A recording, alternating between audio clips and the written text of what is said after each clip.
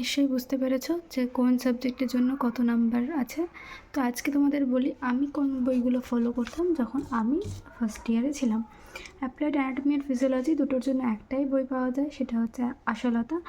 আমার ঠিক মনে পড়ছে না যে এটা পার্ট 1 পার্ট 2 করে আসে কি না, যদি আসে তাহলে অবশ্যই নিয়ে নেবে, যেটা এই পুরোটাই থাকবে সেখানে। দেন অ্যাপ্লাইড সোশিওলজির জন্য আমি প্রেফার করি জেপি, ওটা কেপি নীরাজার বই।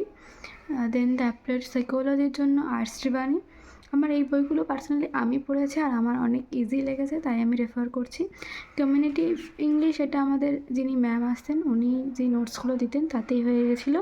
আশা করি সব কলেজে ওরকম হয়, যেটুকু নোটস দেবেন তার মধ্যেই এক্সামে পড়বে, তো ওটা নিয়ে আলাদা করে বই কেনার কোনো দরকার নেই। নার্সিং ফাউন্ডেশন জন্য আমি টিএনআইয়ের বই কিনেছিলাম, নার্সিং ফাউন্ডেশন 1, যেটা খুব ভালো ছিল, আমার পড়তেও খুব ভালো লেগেছিলো। তো তোমরা নার্সিং ফাউন্ডেশন 1 বা 2 এর জন্য টিএনআইয়ের বইটা নিতে পারো। Then second semester then apply nutrition and the ডায়েটিক্সের জন্য টিকে ইন্দ্রাণী আর দর্শন সোহি, এই দুজনের বই পাওয়া যায়।